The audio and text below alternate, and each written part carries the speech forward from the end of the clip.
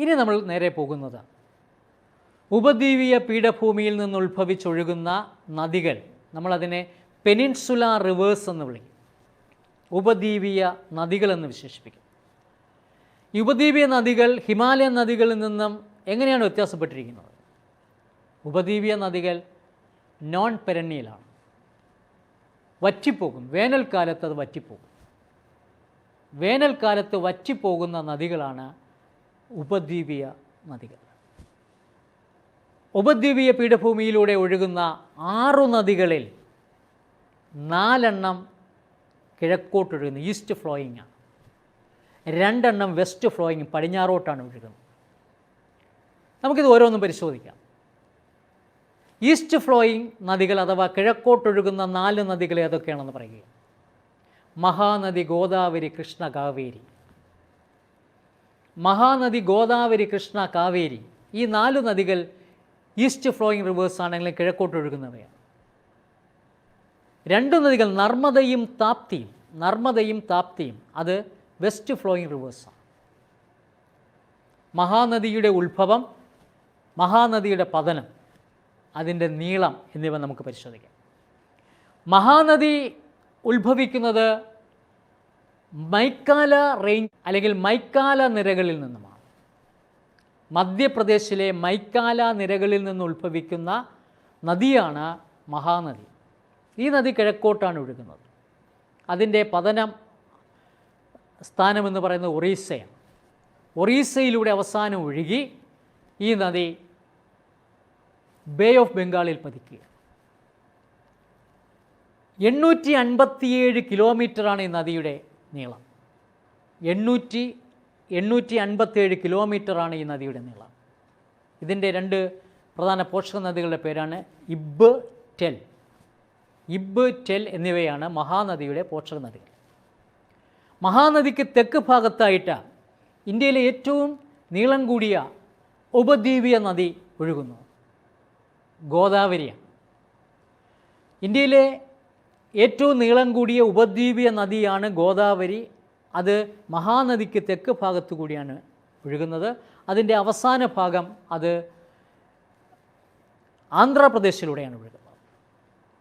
1465 കിലോമീറ്ററാണ്. 1465 കിലോമീറ്ററാണ് ഈ നദിയുടെ ആകെ നീളം. ഇതൊഴുകുന്നത് വെസ്റ്റേൺ ഗട്ട്സിൽ, പശ്ചിമഘട്ടത്തിലെ നാസിക്കിൽ നിന്നാണ് ഉത്ഭവിക്കുന്നത്. മഹാരാഷ്ട്രയാണ്. വെസ്റ്റേൺ ഗട്ട്സിൽ മഹാരാഷ്ട്രയിലെ ഭാഗമായ നാസിക്കിൽ നിന്ന് ഉത്ഭവിക്കുന്ന നദിയാണ് ഗോദാവരി നദി. 1465 കിലോമീറ്റർ നീളത്തിൽ ഒഴുകുന്ന ഈ നദി കിഴക്കോട്ടാണ് ഒഴുകുന്നത്, ഈസ്റ്റിലോട്ടാണ് ഒഴുകുന്നത്. The east flowing river finally coming to fall in bay of ബംഗാളിലേക്ക് പതിക്കുന്നു. ഈ നദിയുടെ ട്രിബ്യൂട്ടറികൾ, പോഷക നദികൾ ഏതൊക്കെയാണ്? 2 നദികളുടെ പേരുകൾ നമ്മളിവിടെ പഠിക്കുകയാണ്. ഒന്ന് ഇന്ദ്രാവതി, മറ്റൊന്ന് ശബരി. ഇന്ദ്രാവതി, ശബരി എന്നിവയാണ് ഗോദാവരി നദിയുടെ ട്രിബ്യൂട്ടറികൾ അഥവാ പോഷക നദികൾ. മൂന്നാമത്തെ മഹാനദി കഴിഞ്ഞു. അതിന് സൗത്തിലായിട്ട് തെക്കായിട്ട് ഗോദാവരിക്ക് സൗത്തിലായിട്ട് ഗോദാവരിയും കൃഷ്ണയും തമ്മിൽ വളരെ അകലമല്ലാത്ത 2 ഡെസ്റ്റിനേഷൻ പോയിന്റിലാണ് ഇത് അവസാനിക്കുന്നത്. രണ്ടും ആന്ധ്രാപ്രദേശിലാണ്. നദിയുടെ പേര് കൃഷ്ണ നദിയാണ്. കൃഷ്ണ റിവർ കൃഷ്ണ 1400 കിലോമീറ്ററാണ് ഇതിൻ്റെ നീളം. 1400 കിലോമീറ്ററാണ് ഇതിൻ്റെ നീളം. ഈസ്റ്റ് ഫ്ലോയിങ് റിവറാണ്. നീളത്തിൽ 2ാം സ്ഥാനത്ത് നിൽക്കുന്ന പെനിൻസുലാർ റിവറാണ്. ഇത് വെസ്റ്റേൺ ഗട്ട്സിൽ മഹാബലേശ്വറിലെ ഒരു ഉറവയിൽ നിന്നുമാണ് ഇത് ഉത്ഭവിക്കുന്നത്. മഹാബലേശ്വറിലെ ഒരു ഉറവയിൽ നിന്ന് ഉത്ഭവിക്കുന്ന നദിയാണിത്. ഈ നദി ഈസ്റ്റിലോട്ട് 1400 കിലോമീറ്റർ താണ്ടി ഒടുവിൽ ആന്ധ്രാപ്രദേശിലൂടെ ബേ ഓഫ് ബംഗാളിലേക്ക് പതിക്കുക. കൃഷ്ണ നദിക്കും 2 ട്രിബ്യൂട്ടറികളുണ്ട്, തുംഗഭദ്രയും ഭീമയുമാണ്. തുംഗഭദ്ര, ഭീമ എന്നിവയാണ്. The Bhima and Tungabhadra are the tributary of river Krishna. ഇനി ഈസ്റ്റ് ഫ്ലോയിങ് റിവേഴ്സിൻ്റെ സദേൺ മോസ്റ്റ് റിവർ, ഏറ്റവും തെക്കേ അറ്റത്തുകൂടി കിഴക്കോട്ടൊഴുകുന്ന നദിയാണ് നമ്മൾ ഇനി പഠിക്കാൻ പോകുന്നത് കാവേരി. കാവേരി എന്ന് കേട്ടാൽ ഓർക്കുക, ഉദ്യാനത്തിൽ നിന്ന് ഉത്ഭവിക്കുന്നതെന്നാണ് അർത്ഥം. കാവേരി എവിടെ നിന്നാണ് ഉത്ഭവിക്കുന്നത്? അതും വെസ്റ്റേൺ ഗട്ട്സിലാണ്. ബ്രഹ്മഗിരി ഹിൽസിൽ നിന്ന് ഉത്ഭവിക്കുന്ന നദിയാണത് കാവേരി. അതും ഈസ്റ്റിലോട്ടാണ് ഒഴുകുന്നത്. ഈസ്റ്റ് ഫ്ലോയിങ് റിവറാണ്. നീളം കുറവാണ്, 800 കിലോമീറ്ററാണ്. കിഴക്കോട്ടൊഴുകുന്ന നദികളിൽ ഏറ്റവും നീളം കുറഞ്ഞ നദി എന്ന് പറയുന്നത് കാവേരിയാണ്. 800 കിലോമീറ്ററാണ് അതിൻ്റെ ലെങ്ത്. ഇത് അവസാനം തമിഴ്നാട്ടിലൂടെയാണ് അത് ബേ ഓഫ് ബംഗാളിൽ പതിക്കുന്നത്. ഏതൊക്കെയാണ് ഇതിൻ്റെ പോഷകനദികൾ എന്നറിയണ്ടേ? കബനി, അമരാവതി. കബനി നദിയും അമരാവതിയുമാണ് ഏത് നദിയുടെ? കാവേരി നദിയുടെ ട്രിബ്യൂട്ടറികൾ. ഇനി നമുക്ക് വെസ്റ്റ് ഫ്ലോയിങ്, പടിഞ്ഞാറോട്ടൊഴുകി അറബിക്കടലിൽ പതിക്കുന്ന 2 നദികളാണ്. ഒന്ന് നർമ്മദ, മറ്റൊന്ന് താപ്തി. അതിലാദ്യം ഒരുപക്ഷെ നീളത്തിൽ ഇന്ത്യയിലെ ഉപദ്വീപീയ നദികളിൽ നീളത്തിൽ 3-ാം സ്ഥാനത്ത് നിൽക്കുന്നു.